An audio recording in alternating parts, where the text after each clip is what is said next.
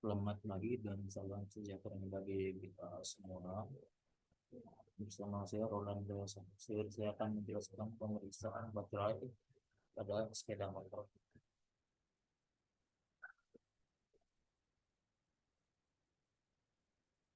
Jadi sebelum penjelasan pemeriksaan baterai, kita pahami dulu yang dimaksud dengan baterai di sepeda motor. Jadi fungsi baterai di sepeda motor adalah yang pertama untuk menyimpan energi listrik pada kendaraan dan juga sebagai penyedia energi listrik yang akan disalurkan ke listrik kendaraan seperti lampu depan, lampu sen, klakson, starter sepeda motor dan instrumen yang lainnya yang memerlukan listrik. Jadi kita lihat di sini di baterai ada terminal positif dan negatif. Yaitu kalau untuk yang terminal positif itu diberikan kode dengan warna merah dan terminal negatif itu diberikan kode gambar dengan warna hitam.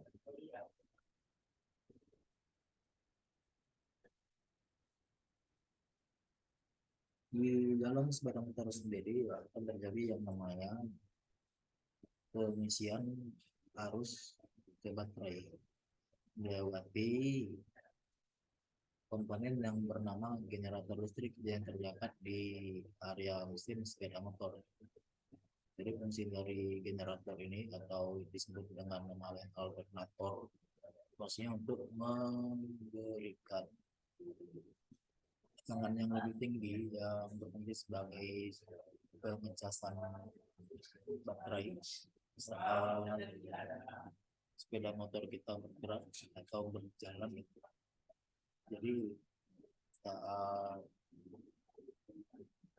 sepeda motor ini dalam kondisi bekerja, maka akan sambil dilakukan pengecasan untuk menjaga tegangan di baterai itu tidak langsung habis, sehingga di dalam melakukan perjalanan menggunakan sepeda motor terjadi yang namanya sistem pengisian pada aki atau baterai, dan juga yang akan diterima dari alternator ini adalah komponen-komponen lain seperti lampu, lampu depan, lampu belakang, klakson dan komponen listrik yang memerlukan baterai.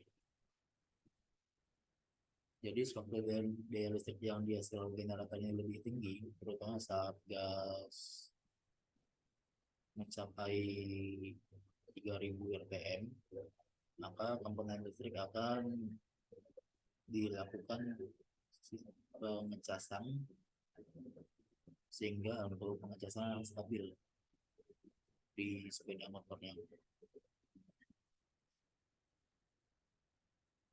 Untuk baterai sepeda motor itu dibagi dua ya. Yang pertama baterai berventilasi itu yang memiliki penambahan air suling atau air aki yang biasanya disebut di masyarakat. Lalu ada baterai VRLA atau disebut juga baterai kering. Ini tidak diperlukan penambahan air suling karena dia tidak menggunakan air aki atau akuzur yang seperti baterai berventilasi.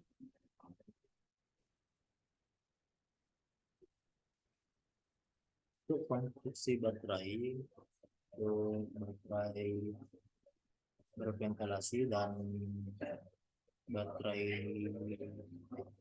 yang kering itu terletak pada penambahan airnya. Jadi kalau untuk baterai berventilasi itu disebut dengan vented baterai. Yang VRLA itu kepanjangannya adalah Valve Regulated Lead Acid atau VRLA baterai. Dalam tanda kurung itu baterai timah asam yang diatur dengan klep.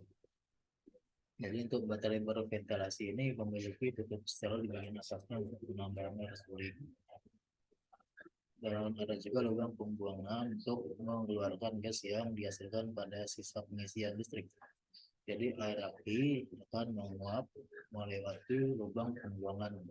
Maka untuk baterai berventilasi akan terjadi yang namanya kehabisan air di dalam rentang waktu tertentu. Lalu untuk di VRLA tipe kering, jadi untuk VRLA ada yang tipe kering dan basah.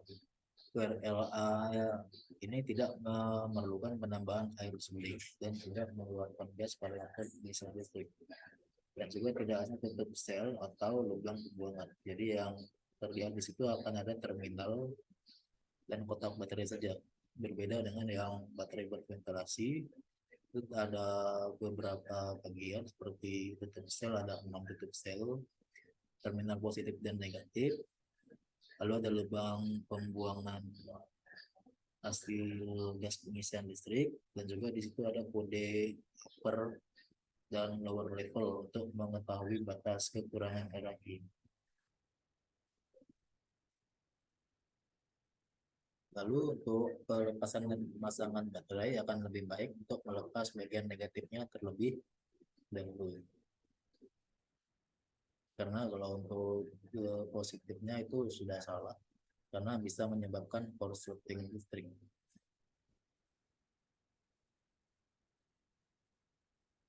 Lalu untuk perawatan baterai itu yang kita perlukan adalah yang pertama melihat terminal baterainya apakah banyak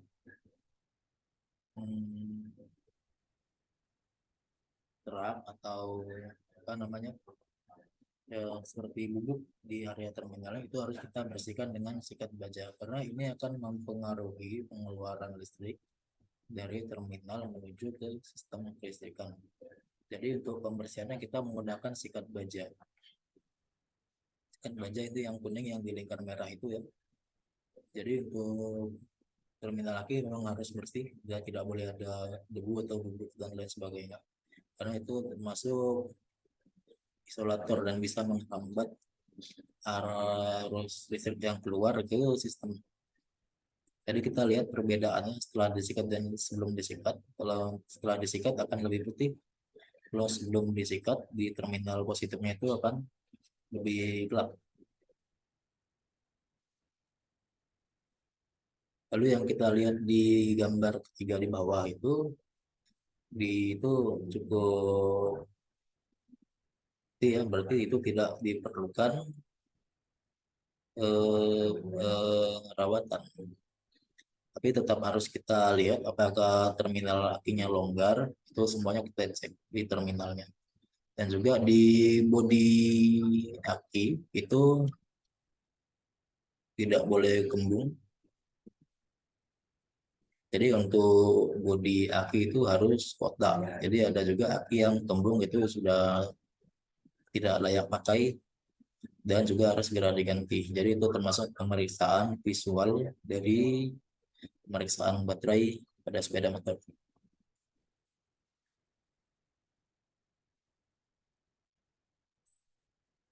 Nah, lalu di sini untuk pengisian air aki kita lihat di upper level dan lower levelnya. Upper level ini adalah batas atas, lalu di lower level adalah batas bawah. Jadi kita lihat untuk ketinggian permukaan elektrolit, jika sudah mencapai lower harus segera diisi. Jadi di setiap sel ini ada 6 tipe sel. Setiap sel harus diisi melalui lubang sel di masing-masing lubang pengisian sampai menuju ke upper level di batas di bodi baterainya. Itu bisa dilihat dari luar, itu terlihat isi airnya berapa tingginya. Maka setelah dilakukan pengisian maka juga harus dilakukan pengecasan. Jadi setelah diisi baterai tetap harus dilakukan pengecasan untuk menambah tegangan yang sudah kurang. Lalu selain pengisian juga di dalam aki ini adalah yang disebut dengan RAki, ini adalah elektrolit. Jadi elektrolit ini ada ukuran. Jadi ukuran elektrolit ini bisa kita ukur menggunakan hidrometer. Jadi hidrometer ini fungsinya untuk mengukur berat jenis elektrolit di dalam air. Jadi ketika elektrolit ini kurang atau apa namanya kualitasnya turun, itu tetap harus kita lakukan pengecasan. Jadi untuk hidrometer ini penggunaan cukup mudah. Jadi kalau kita baca di slide-nya, itu hidrometer fungsinya untuk mengukur berat jenis elektrolit baterai. Jadi elektrolit baterai ini sebagai identifikasi dari jumlah atau kuantitas ya, kuantitas listrik dalam baterai yang baik atau tidak. Jadi prosedurnya pengukurannya ini yang pertama harus kita buka dulu tutup sel. Lalu hidrometer kita masukkan ke dalam sel secara vertikal sesuai gambar. Lalu kita hisap elektrolit ke dalam hidrometer. Maka setelah dihisap nanti di pelampung di dalam hidrometer ini akan naik ke atas mengambang karena ada yang elektrolit yang masuk ke dalam hidrometer. Jadi untuk setelah apa namanya hidrometer ini naik ke atas, itu tinggal kita baca di poinnya apakah dia bagus atau tidak, itu kita baca di tiap garis-garis yang ada di plotnya. Baik, kita lanjut.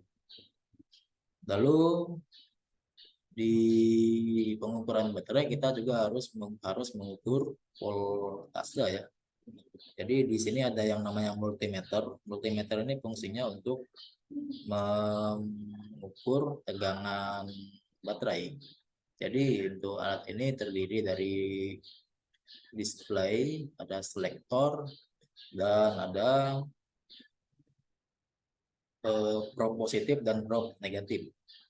Jadi nanti untuk pengukuran ini yang merah ini akan disentuhkan ke terminal positif, yang negatif akan disentuhkan ke terminal negatif. Ya, seperti gambar di sini kita lihat. Jadi presentasenya untuk voltase antara terminal baterai di sini ya. Kita lihat di gambar itu 12,6.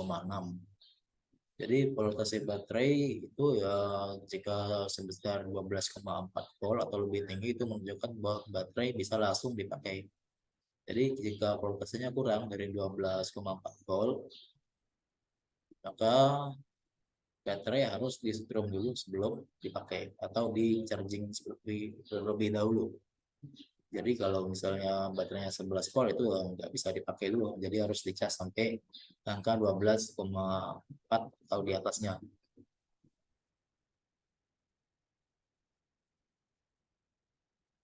Baik, untuk sementara sekian dulu penjelasan dari saya. Jadi selamat siang dan salam sejahtera bagi kita semua.